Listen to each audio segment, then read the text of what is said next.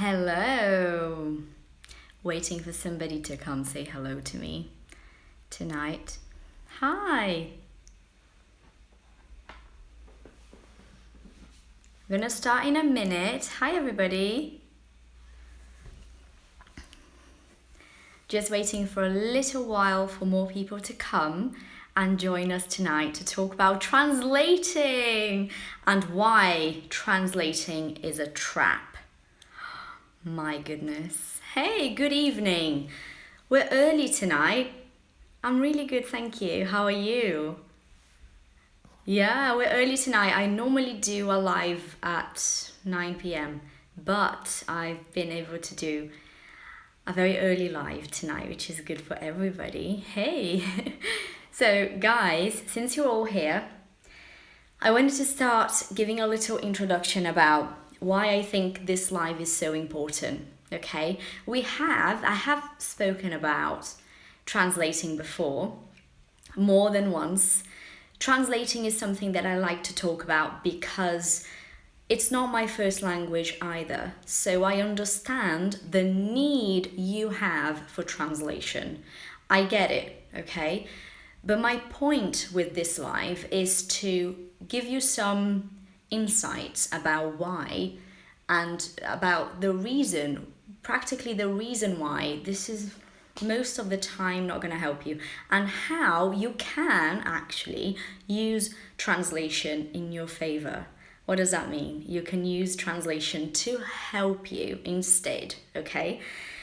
I'm going to tell you what happened with me when I arrived in England and I didn't speak any English, as you know, no English at all. When I arrived in England and I started learning, and the moment I realized translation was a trap. Translation was not going to help me at all, okay? Listen, I'm in England, okay?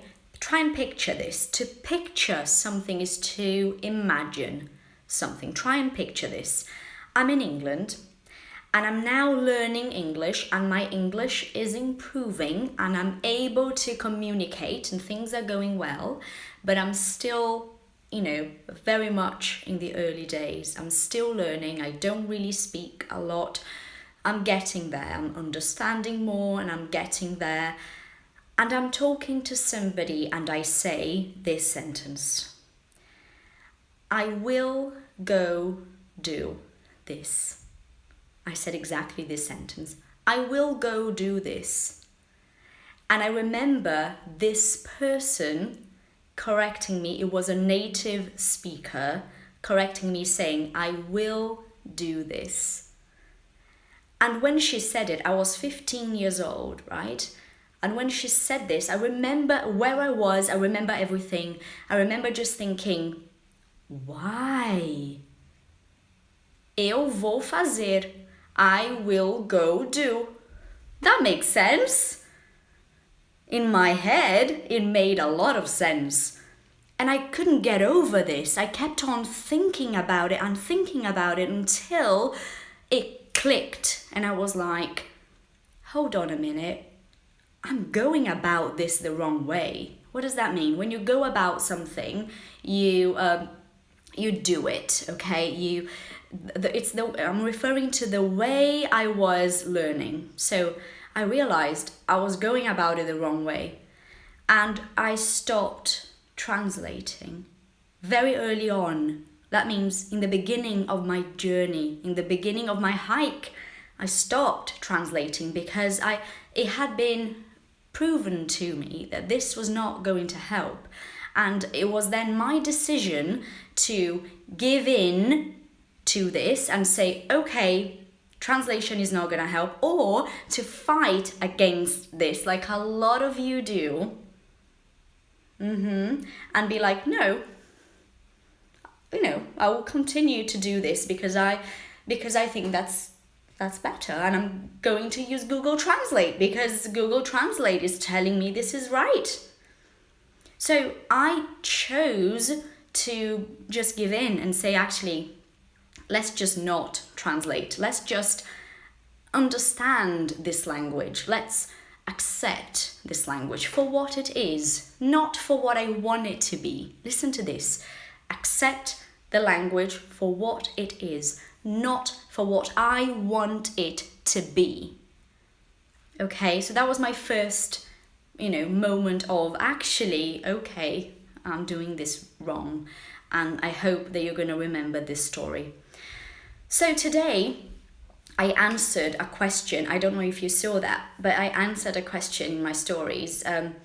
One of my followers asked, how do I say isso me dá agonia? Ai, que agonia, isso me dá agonia.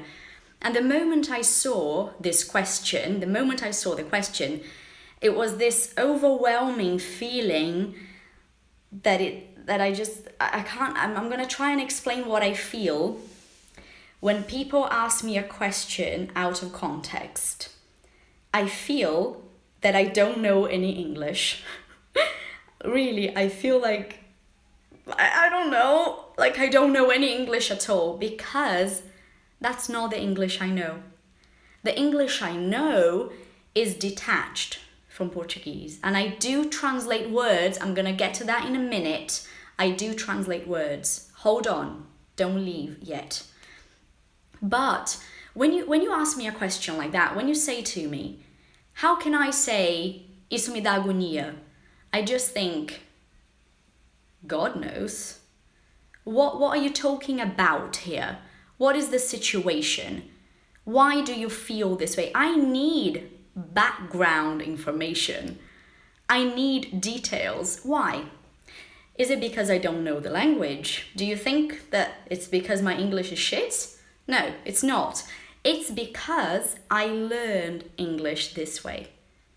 I learned by listening, and I learned with a very simple way that is basically listening to what people are saying and accepting that that's what it means. And I'm observing them so closely that I see what they're saying. And so I translated the word that my follower asked me the best way possible without a context. And the word that came to mind when I was thinking of the feeling, I was thinking of the situation of feeling about something. And I thought, okay, squeamish. That's the word, isn't it? Squeamish. And I'm going to tell you how I learned the word squeamish, because I remember how I learned the word squeamish. I was with my best friend in England, and she's a native speaker. And we were hanging out, and for some reason there was blood in the movie. And we were watching a movie, and there was blood in the movie. And she said, "Oh, blood makes me so squeamish." And I had no idea what this word was. I didn't know this word. And also, I had been in England for about 6 years when this happened, and I still didn't know this word. And I was a fluent speaker, okay? And the moment she said that, I didn't translate into Portuguese in my head. I didn't start thinking, oh, squeamish, how would I say this in Portuguese? What is this word? I didn't do that. I just accepted the situation because I'm seeing her and she's watching this movie and there's blood. And she says, oh, blood makes me so squeamish. And I can see what she's saying. It's clear to me without any translation. You see? So for this reason, because I allowed myself to learn this way, I suck at translating most of the time. And I don't think that's bad. It's just, that's how I learned, and that's how my brain works when I'm talking in English and when I'm in contact with English, okay? For translating words, we need to talk about words now. Every single time that I learn a new word, every single time, and I keep on learning, and I hope that I will learn forever, because I don't want this hike to be over. I don't want to stop learning. I don't want the feeling that I know everything. I think that sucks, to be honest. I want to continue to be on my hike and to continue to be learning and to continue to be sharing what I learn with you, because I think that's the beauty of this whole thing, and that's what makes it remarkable. That's what makes it special, you know? So whenever I learn a new word, and that happens more often than not, It happens regularly because I read a lot, okay? Every single time I learn a word, I check the translation because I like to know. I like to know that word in Portuguese. I don't need to know because I learned, my foundation of English happened without translation. But nowadays, I like to know the translation for words. So when I learn a word, it means that I'm reading and that I totally get the context, or I'm watching something and I totally get the context, but I want to learn it. I want to create a strong connection with this word in my brain. So I check the translation in Portuguese. That helps me so much. But I will not see a sentence and translate the sentence. I never do that because it doesn't work for me. I think that just makes it harder. It's almost like it's taking up more space in my brain for having those two languages working together, as opposed to focusing more energy on just English and making that super amazing, you know? Like, why do I need to know this whole sentence in Portuguese? I don't. Phrasal verbs, that's a great example. 99% of phrasal verbs, I have no idea the translation for. No idea. Don't ask me, because I'm not the best person to tell you, because I did not sit in my room reading a list for phrasal verbs. English, Portuguese, English, Portuguese, English, Portuguese. What the hell? That is a waste of your precious time and your effort. Instead, you watch something in English and you see a sentence that catches your attention and you make notes, and the next day you're using the sentence even if you're talking to yourself, because trust me, you don't actually need anybody to talk to you. You can talk to yourself. You really can talk to yourself, and you should. I still do. I did a lot when I was learning, and I still talk to myself, okay? But I do check new words when I do learn them because I like to know. I like to know them nowadays. It helps me. I think I got to a point with my English that I have such a solid foundation that I can afford to do that it doesn't get in the way of anything for me. So that can work for you too. Then you have to analyze your own learning. You know best. I don't know. I can only give you ideas. I can only say to you, listen, I believe from my experience that you should do this. But you know best. What I can say to you is don't fool yourself. Because knowing yourself is one thing.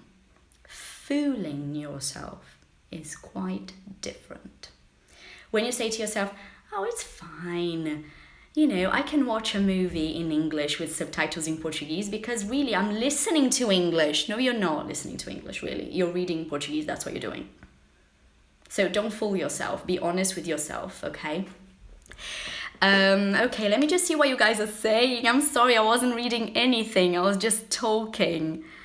Yes, you need to. Let me just see how to pronounce verbs in the past. No, do not, guys, everybody, please, do not ever use Google Translate for pronunciation. Ever. Do not use Google Translate for anything. It's useless 99% of the time. Yes, it will. I've checked a lot to tell you this, okay?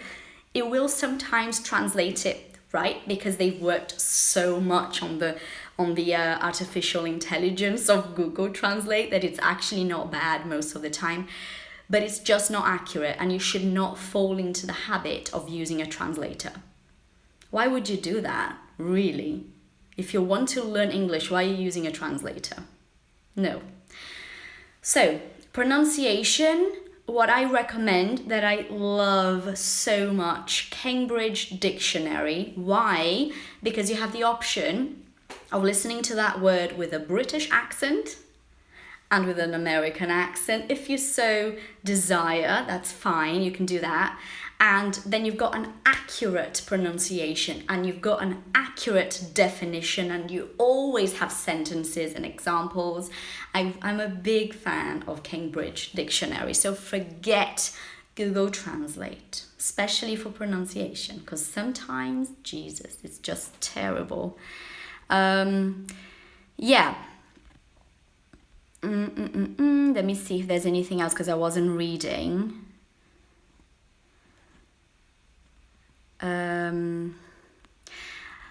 You need, yeah. Okay, so this is it. This is what I wanted to say tonight. Translating, just as a final note, something very important as well. Translating will always happen, to some extent.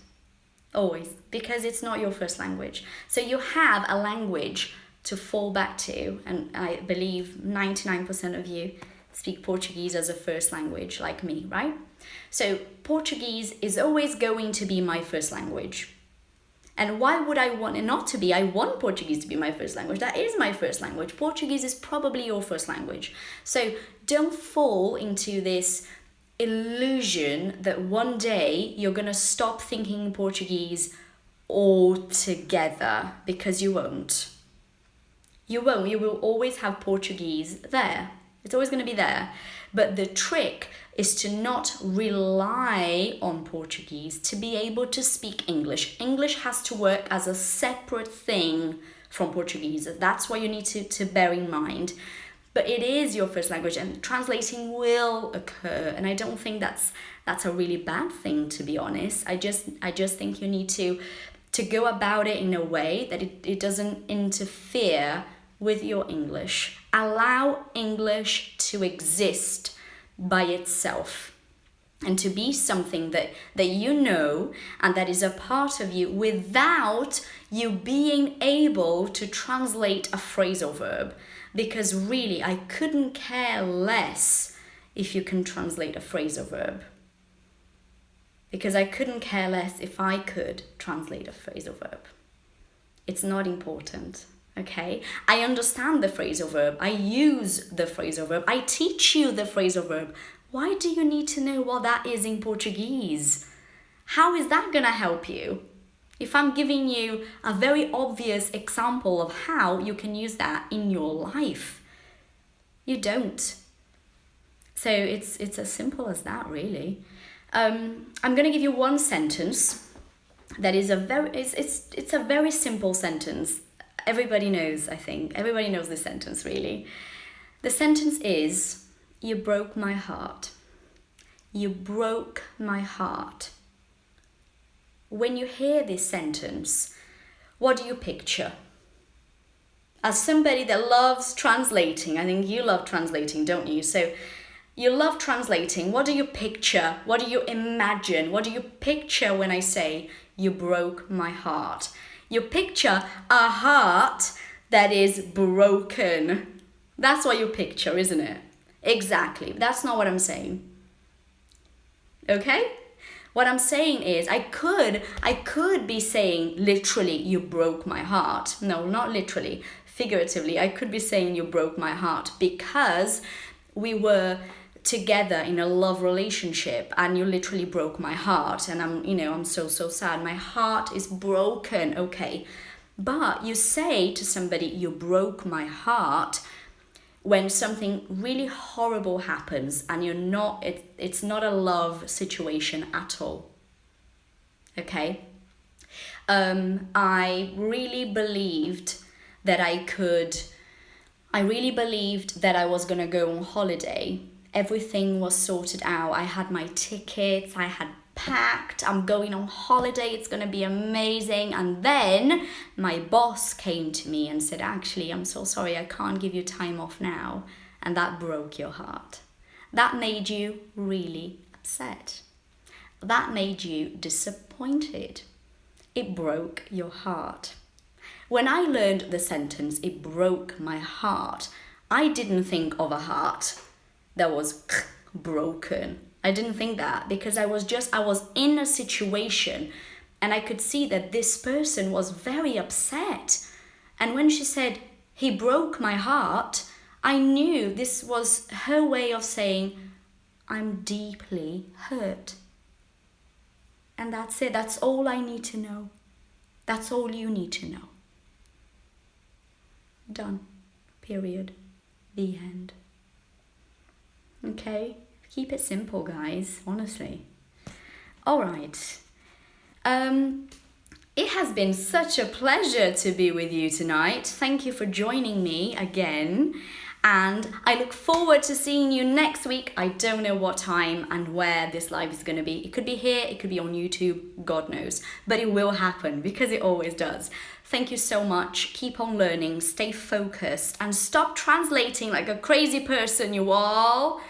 I'll see you next time. Thank you so much. Bye.